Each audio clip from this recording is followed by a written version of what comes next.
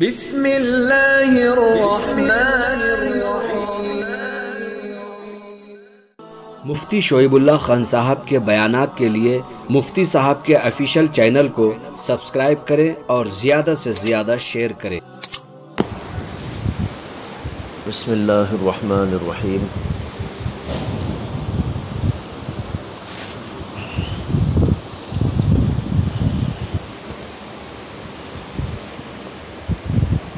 الحمد للہ رب العالمین والصلاة والسلام علی سید الانبیاء واشرف المرسلین وعلی آلہ وصحبہ اجمعین، اما بعد۔ چند دن پہلے بات ہو رہی تھی مجاہدے کے بارے میں نے عرض کیا تھا کہ مجاہدہ کرنا پڑتا ہے انسان کو، تب جا کر اس کا نفس امارہ سے کون سا نفس بن جاتا ہے؟ لوامہ سے مطمئنہ بنتا ہے۔ کیا کرنے سے؟ مجاہدہ کرنے سے،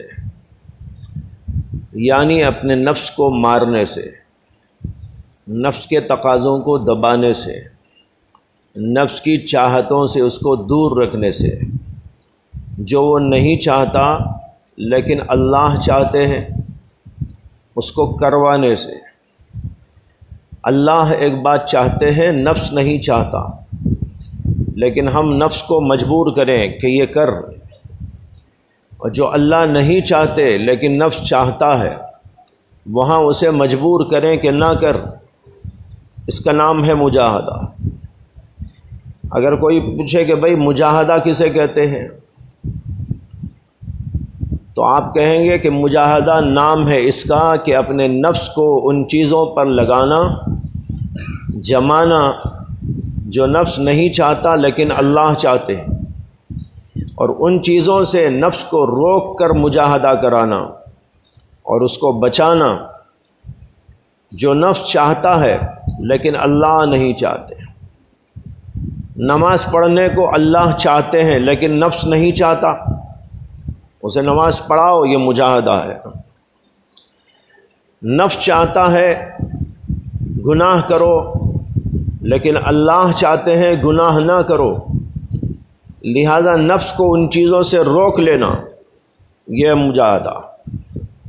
پہلے زمانے میں بڑے مجاہدات کرائے جاتے تھے نفس کو مارنے کے لیے، تاکہ نفس اپنی آرزوئیں، خواہشیں دبا لے اور اللہ کے حکم کے اوپر چلنے لگے، اور سرتابی نہ کرے، سرکشی نہ کرے، بغاوت نہ کرے۔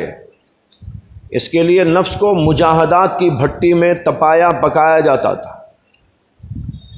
جب انسان نفس کو مجاہدات میں لگا کر اسے اچھی طرح رباتا ہے، یعنی تربیت کرتا ہے، ربانا کہتے ہیں تربیت کرنا، تربیت کرتا ہے، تو پھر وہ کچھ کا کچھ بن جاتا ہے۔ پہلے برا رہتا ہے، بعد میں بہت اچھا اور نیک بن جاتا ہے۔ ایک زمانے میں واقعہ پیش آیا تھا، آج وہی واقعہ آپ کو سناتا ہوں تاکہ یہ سمجھ میں آئے کہ پہلے زمانے میں لوگ کیسے کیسے مجاہدات کرتے تھے۔ گنگو میں ایک بزرگ گزرے ہیں جن کا نام ہے حضرت شاہ عبد القدوس گنگوہی رحمۃ اللہ علیہ۔ ان کے ایک نواسے تھے جن کا نام تھا حضرت شاہ ابو سعید گنگوہی۔ ان دونوں بزرگوں کی مزار گنگو میں اب بھی موجود ہے، ہم جاتے ہیں تو زیارت کے لیے بھی جاتے ہیں۔ تو شاہ عبد القدوس گنگوہی بہت بڑے اپنے زمانے کے ولی تھے، صوفی تھے، بزرگ تھے، بڑے مجاہدات انہوں نے کیے تھے۔ ان کے بارے میں تو یہاں تک کہا جاتا ہے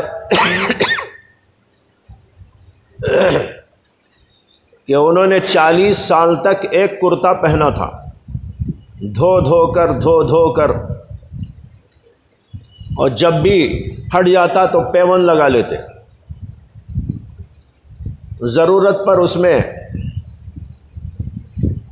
کبھی جو ہے جوئیں وغیرہ بھی تلاش کر کے مار دیتے، جوئیں تو ہوتی نہیں تھی لیکن تلاش کر لیتے تھے، اس لیے کہ ایک ہی کپڑا پہن رہے ہیں، سال ہاں سال تک وہ کرتا اب بھی موجود ہے، اور جب وہاں عرس وغیرہ کرتے ہیں لوگ تو وہ کرتے کی زیارت بھی کراتے ہیں۔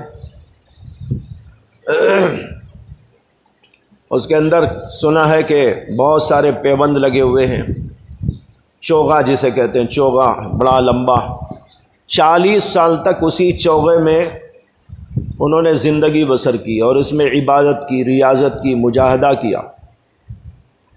ایسا مجاہدہ کرتے تھے کہ ان کے جسم میں خشکی پیدا ہو گئی، اور جسم کو ایسا ملتے تھے تو بھوسی نکلتی تھی، یہ حال تھا ان کا،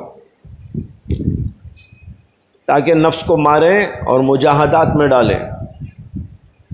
تو میں سنا رہا تھا کہ ان کے ایک نواسے تھے، ان کا نام تھا شاہ ابو سعید، لیکن لڑکپن میں کچھ لڑکوں کے ساتھ میل ملاپ، اٹھک بیٹھک، بری صحبتوں میں پڑھ کر بس کچھ ویسے ہی منچلے ہو گئے۔ زمانہ تھا گزرتا جا رہا تھا، ان کی والدہ جو حضرت شاہ عبد القدوس گنگوہی کی بیٹی تھی، وہ اپنے بیٹے کو نصیحت کرتی، سمجھاتی، بجھاتی، نماز کی تاکید کرتی، لیکن اس پر کوئی اثر نہ ہوتا تھا۔ بس وہ نوجوان منچلا بن گیا، ادھر ادھر گھومنا پھرنا، بری صحبتوں میں بیٹھنا، بری عادتوں میں لگنا، یہی سب کچھ کرتا رہتا تھا۔ ایک بار وہ کہیں جاتے جاتے ایک گلی سے گزرا تو وہاں پر ایک عورت بوڑھی اپنا چرخہ چلا رہی تھی، جس سے دھاگا بناتے ہیں۔ پرانے زمانے کی بات ہے، اب تو چرخے ورخے ہیں نہیں، اب تو سب جگہ مشینیں آ گئی۔ تو پہلے چرخے ایسا چلا کہ وہ دھاگا باندھ کے رکھتی تھی، لمبی لمبی دھاریں۔ تو یہ نوجوان چلتے چلتے اسے ایک لات مارا چرخے کو، سارے دھاگے ٹوٹ گئے۔ تو اس عورت کی زبان سے نکلا، ارے تیرے گھر میں کتنی بڑی دولت تھی، لیکن تیرا حال دیکھ کیا ہے۔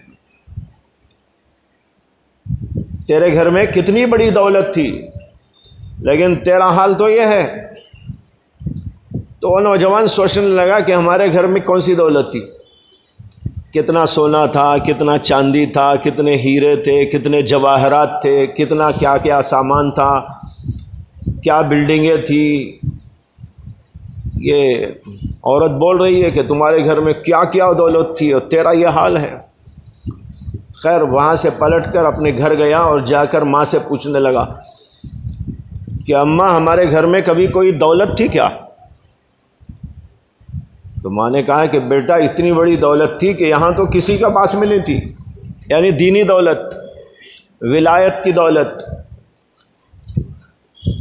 تیرے گھر میں تو وہ دولت تھی کہ پوری دنیا یہاں لینے آتی تھی، دور دور سے لوگ آتے تھے اور دولت کو لے کر یہاں سے جاتے تھے۔ ماں سے تفصیل پوچھی تو ماں نے بٹھا کر سمجھایا بیٹے کو، دیکھ شاہ عبد القدوس تیرے نانا ایسے بڑے اللہ کے ولی تھے، دنیا کے بادشاہان ان کے قدموں پہ آتے تھے، بڑی بڑی ہستیاں دنیا بھر کی ان کی خدمت میں آتی تھی اور ان سے فیض لے کر جاتی تھی، اور انہوں نے لوگوں کو اللہ کا ولی بنایا، دنیا میں انقلاب برپا کیا۔ یہ ان کی ولایت ہے، دولت ہے۔ تو بیٹھ کر سنا تو بیٹے کو کچھ اثر ہونے لگا۔ کچھ دیر کے بعد پوچھنے لگا کہ یہ دولت اب کہاں ہے، ہمارے گھر سے کہاں چلی گئی؟ کہاں لوگ جن کو جتنا ظرف تھا لے کر چلے گئے، ان کے خلفاء موجود ہیں، ان کے خلفاء کے پاس وہ دولت موجود ہے۔ تو کہا کہ اگر میں دولت لینا چاہوں تو کہاں ملے گی؟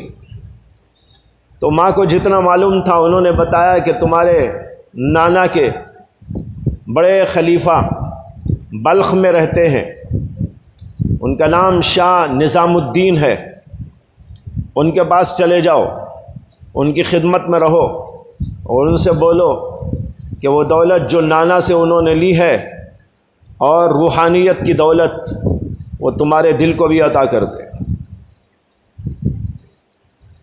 تو بیٹے کی سمجھ میں آ گئی بات، تو اس کے بعد وہ تیاری کیا۔ اس زمانے میں تیاری کر کے بہت لمبا چوڑا سفر ہوتا تھا، آج کی طرح تو نہیں تھا۔ بہرحال تیار ہو کر وہ شاہ نظام الدین بلخی کے پاس میں پہنچے۔ شاہ نظام الدین بلخی کو اطلاع ہو گئی، خط وط لکھ دیا ہوگا، تو وہ سمجھے کہ ہمارے شیخ کے نواسے آ رہے ہیں، اس لیے شیخ کی نسبت سے ان کی تعظیم، تکریم، احترام یہ بھی ضروری ہے۔ تو انہوں نے ان کا استقبال کرنے کے لیے کئی میل باہر آ کر گاؤں سے ان کا استقبال کیا اور ان کو وہاں سے پالکی پر بٹھا کر لے کے گئے، اس لیے کہ وہ ان کو اس وقت ان کے مرید کی حیثیت سے نہیں دیکھ رہے تھے، شیخ کے نواسے کی حیثیت سے دیکھ رہے تھے۔ شیخ کے نواسے ہیں، چنانچہ پالکی میں بٹھا کر لے کر گئے، بڑی تعظیم کی، تکریم کی، بڑے بڑے گدے بچھائے، اس کے اوپر ان کو بٹھایا، خود سامنے خادموں کی طرح بیٹھ گئے۔ یہ بیچارے پریشان ہیں، میں کون سا قابل تعظیم ہوں، میں تو ایسا ویسا، لیکن جو ہے میرے ساتھ حضرت اتنا عجیب ایسا بہترین سلوک کر رہے ہیں، خیر کیا بول سکتے تھے۔ اس کے بعد کھانا ہوا، پینا ہوا، آرام ہوا۔ اس کے بعد انہوں نے پوچھا کہ آپ کی تشریف آوری کیسے ہوئی، یہاں تک آپ نے زحمت فرمائی؟ تو انہوں نے کہا حضرت میں اس لیے آپ کی خدمت میں آیا ہوں کہ آپ میرے نانا کے خلیفہ ہیں اور میرے نانا نے آپ کو روحانی دولت ولایت سے نوازا ہے، اب میں چاہتا ہوں کہ اس ولایت کا کوئی حصہ مجھ کو بھی مل جائے۔ میں ادھر ادھر بھٹکتا رہا، جوانی گنواتا رہا، بری صحبتوں میں بیٹھتا رہا، بری اور گندی عادتوں میں لگا رہا، لیکن میری ماں کی وصیت نصیحت نے مجھے اب یہاں پر پہنچایا ہے آپ کی خدمت میں کہ وہ ولایت کی چیز جو آپ کو میرے نانا نے دی تھی وہ مجھ کو پھر آپ عطا فرمائیں۔ اتنا کہتے ہی نظام الدین بلخی کی آنکھیں بدل گئی۔ اب تک تو وہ بڑی تعظیم تکریم کے ساتھ پیش آ رہے تھے، گدوں پہ بٹھائے ہوئے تھے، سامنے خادموں کی طرح بیٹھ گئے تھے، لیکن جب انہوں نے یہ پیش کیا کہ میں تو آپ سے وہ دولت لینے کے لیے آیا ہوں اور آپ کا خادم بن کے رہنا چاہتا ہوں، آپ کے مریدوں میں مجھ کو شامل فرما لیجئے، تو ان کی آنکھیں اچانک بدل گئی۔ انہوں نے کہا ایسا ہے تو آپ گدے سے اٹھ جائیے، نیچے آپ آ کر بیٹھیے۔ وہیں مجاہدہ شروع ہو گیا، فوری طور پر مجاہدہ شروع ہو گیا۔ وہاں سے اٹھایا، نیچے لا کر بٹھا دیا، اور پھر اس کے بعد جو ہے ان کے احوال وغیرہ جاننے کے بعد ان کو مجاہدات میں لگا دیا۔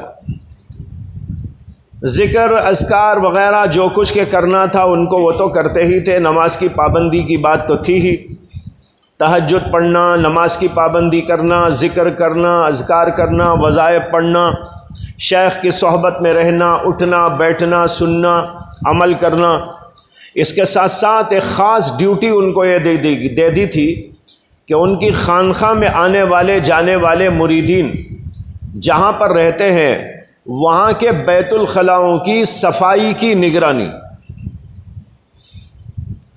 صفائی کرنے والے تو آ کے کریں گے، لیکن اس کی نگرانی کرنا ان کی ذمہ داری۔ ان کو لگا دیا کہ آپ یہ دیکھیں گے بیت الخلاء صاف ہوئے ہیں نہیں ہوئے ہیں، ٹھیک ہوئے ہیں نہیں ہوئے ہیں، وغیرہ وغیرہ۔ اب وہ اس ڈیوٹی پہ لگ گئے، 1 سال گزر گیا۔ اب کہاں تو وہ ان کا زمانہ تھا، اور پھر اس کے اندر ان کو لگا دیا کہ بیت الخلاؤں کی صفائی کی نگرانی کرو۔ اس سے معلوم ہوتا ہے کہ یہ چیز بھی انسان کے لیے عاجزی پیدا کرنے کا ذریعہ ہے، اس لیے ان بزرگ نے ان کو لگایا تھا۔ اس لیے ہمیں بھی کوئی ایسی نگرانی دے دیں تو کرنا چاہیے، بیت الخلاء کی صفائی کی، جیسے آپ طلبہ کرتے ہیں۔ ہم نے شروع سے رکھا ہے کہ مدرسے میں صرف پڑھنا نہ ہو بلکہ پڑھنے کے ساتھ ساتھ ربانہ بھی ہو، یعنی تربیت بھی ہو۔ اس لیے بیت الخلاؤں کی صفائی خود کرو۔ بہت پہلے ہمارے مدرسے میں ایک طالب علم کو داخلیے کے لیے لائے، ایک صاحب، وہ کچھ مالدار قسم کے تھے۔ ہم نے داخلہ کر لیا۔ داخلہ کرنے کے بعد جیسے اور طلباء کی ذمہ داریاں لگا دی جاتی ہیں، باریاں لگا دی جاتی ہیں، ان کی بھی باری لگا دی، بیت الخلاء صاف کرنا اور فلاں کام کرنا۔ اب وہ کبھی کیا نہیں تھا، گھر میں بھی خادمائیں کرتی تھی۔ اب وہ یہاں آ کر جب یہ کام کرنے لگا تو اس کا اندر والا ہوتا ہے نا وہ نفس، وہ پریشان ہو گیا۔ اس نے کہا ارے بیت الخلاء میں صاف کرنا، بیت الخلاء میں صاف کرنا، میرا بیت الخلاء تو لوگ صاف کرتے ہیں، میں کیوں صاف کروں؟ اب اس نے شکایت کر دی اپنے گھر میں، تو ان کے والد آ گئے۔ والد آ کر کہنے لگے ہمارے بچے کو آپ نے جو ہے بیت الخلاء صاف کرنے لگا دیا ہے، ہمارا بچہ تو کبھی کام نہیں کرتا، ہمارا بچہ تو اپنا بیڈ بھی صاف نہیں کرتا، اس کے لیے بھی ہمارے پاس خادم ہے، اس کے لیے بھی وہ ہے، یہ ہے، وہ ہے۔ میں نے کہا بھائی وہ سب اگر ہے تو وہ گھر میں ہے، یہاں کیا ہے؟ یہاں بھی آپ خادم لا کے دیں گے؟ خاموش ہو گئے۔ میں نے پھر ان کو سمجھایا، دیکھو پڑھ لینا کافی نہیں، تربیت ضروری ہے۔ انسان کے نفس کو بھٹی میں جب تک پکایا تپایا نہیں جائے گا وہ تو بنتا نہیں ہے۔ اسے ہمارے مدرسے میں تو اس سلسلے کے خادموں کو نہیں رکھا جاتا، خود طلبہ اپنے چیزوں کی خدمت کر لیتے ہیں، اپنی خدمت خود کر لیتے ہیں، اپنے ساتھیوں کی خدمت کر لیتے ہیں، بیت الخلاؤں کی صفائی بھی کر لیتے ہیں اور کام بھی کر لیتے ہیں۔ لیکن ان کی سمجھ میں نہیں آیا، وہ لے کے چلے گئے۔ اب کیا کریں، چلے گئے، آئے نہیں پھر۔ تو خیر میں کہہ رہا تھا کہ جو نظام ہے یہ بھی بزرگوں والا نظام ہے۔ تو شاہ نظام الدین بلخی نے ان کو یہ ذمہ داری دے دی۔ 1 سال گزر گیا۔ 1 سال کے بعد امتحان کا نمبر آیا۔ آپ لوگ لکھ کر امتحان دیتے ہیں، اور وہاں پر لکھ کر امتحان نہیں، وہاں تو پریکٹیکل امتحان تھا۔ انہوں نے اپنی خادمہ وہ جو صفائی کے لیے آتی تھی وہاں بیت الخلاء پہلے زمانے کے، اس زمانے کے بیت الخلاء نہیں، پہلے زمانے میں جو بیت الخلاء جو ہوتے تھے اس میں صرف ادھر ایک مینڈ ہوتی تھی، اوپر بیٹھ کے کرتے تھے، نیچے پاخانہ جمع ہوتا تھا اور وہ ٹوکروں میں اٹھا کے لے جا کے کہیں ڈالتے تھے۔ ڈرینیج سسٹم نہیں تھا جیسے اب موجود ہے۔ جب ہم لوگ پڑھتے تھے جلال آباد میں تو وہاں بھی یہی سسٹم تھا۔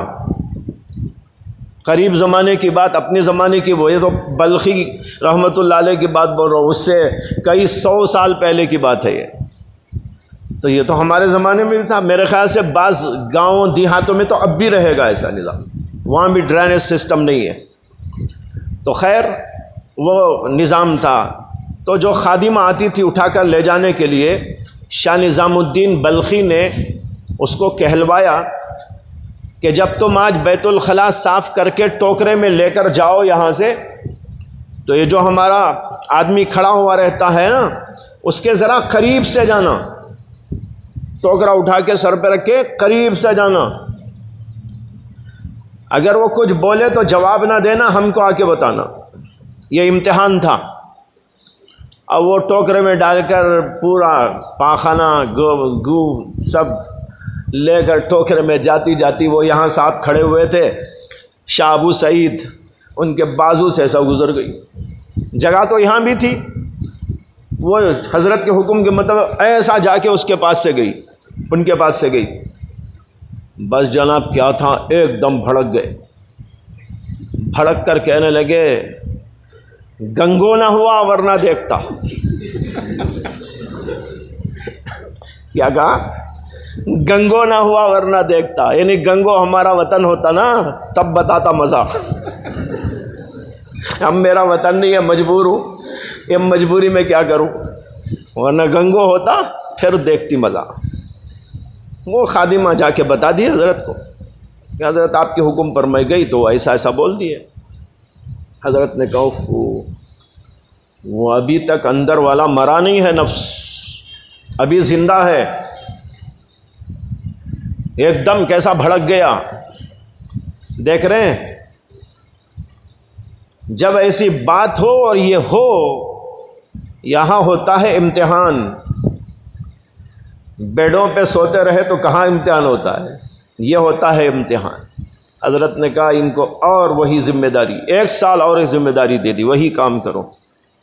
پھر 1 سال ہوا تو 1 سال کے بعد پھر حضرت نے فرمایا اسی خادمہ سے کہ جیسا گزشتہ کیا تھا ویسے ہی ان کے قریب سے اب گزرو اس مرتبہ، اب دیکھو کیا بولتے ہیں. اب دوسرا سال ہے یہ. اب امتحان میں جب ان کے پاس سے وہ گزری تو شاہ ابو سعید نے زبان سے کچھ نہیں کہا، البتہ گھور کے دیکھا، بڑی بڑی آنکھیں نکالی گویا کہ ابھی کھا جائیں گے. یعنی یہ کیا کیا؟ تو گویا کہ ڈانٹنے کا ایک تو زبان سے تھا، اب زبان تو نہیں کھلی البتہ دیدے نکل گئے. خادمہ نے آ کے بتا دیا. حضرت نے کہا وہ ابھی موجود ہے اندر والا، اندر کا نفس ابھی پوری طرح نہیں بنا ہے. اب تیسرا سال ہوا، تیسرے سال تک وہی ذمہ داری تھی. پھر اس کے بعد پھر 1 سال کے بعد حضرت نے اس خادمہ سے کہا کہ گزشتہ کی طرح اب لے کر جاؤ، دیکھو کیا بولتے ہیں. ابو سعید کو پتہ نہیں ہے کہ ان کا امتحان ہو رہا ہے. امتحان ہو رہا ہے لیکن انہیں پتہ بھی نہیں ہے امتحان ہو رہا ہے. اور حضرت کے پاس ان کے مارکس لگتے جا رہے ہیں، نمبرات کتنے نمبر ہوئے ہیں. پہلے تو فیل ہی ہو گئے، دوسرے بار ذرا تھوڑا سا تبدیلی ہوئی. حضرت نے کہا نہیں نہیں ابھی اصلاح کی ضرورت ہے. 1 سال پھر گزر گیا. تیسرے سال کہا کہ اب لے کر جاؤ.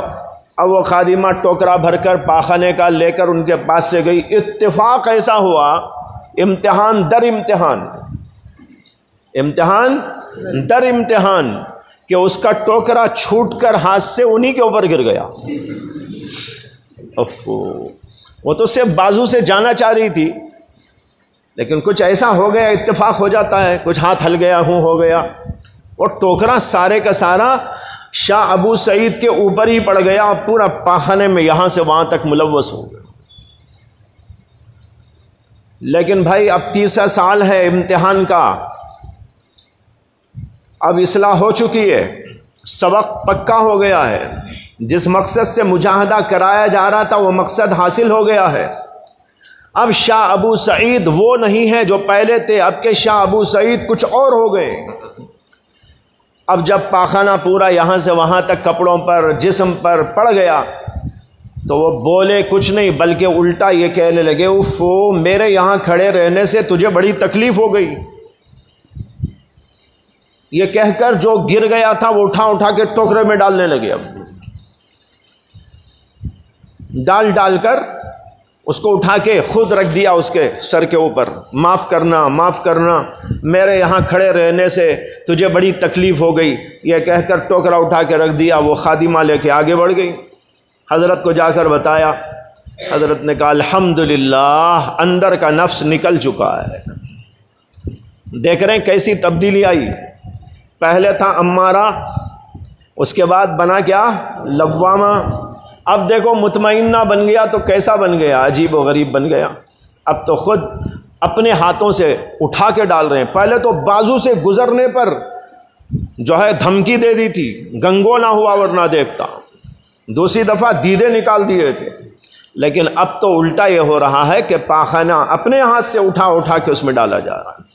یہ ہوتی ہے بھائی مجاہدہ کرنے سے اصلاح. پہلے زمانے میں اس طرح مجاہدات ہوتے تھے. یہاں پر جو سسٹم کچھ رکھا گیا ہے آپ اس سسٹم کو بھی اپنے لیے سمجھیے کہ ہمارے لیے مجاہدہ ہے. کچھ صفائی کا سسٹم ہے، بیت الخلاؤں کی صفائی کا نظام ہے، کہیں اور کی صفائی کا نظام ہے، اپنے اپنے طور سے رہنے سہنے کا نظام ہے۔ آپ یہ سمجھ کر کریں گے تو انشاءاللہ وہی برکت اس مجاہدے میں آپ کو بھی نصیب ہو جائے گی۔ اللہ تعالی ہم سب کو توفیق اور ہدایت عطا فرمائے، سمجھ کی بھی توفیق عطا فرمائے۔ وآخر دعوانا ان الحمد للہ رب العالمین۔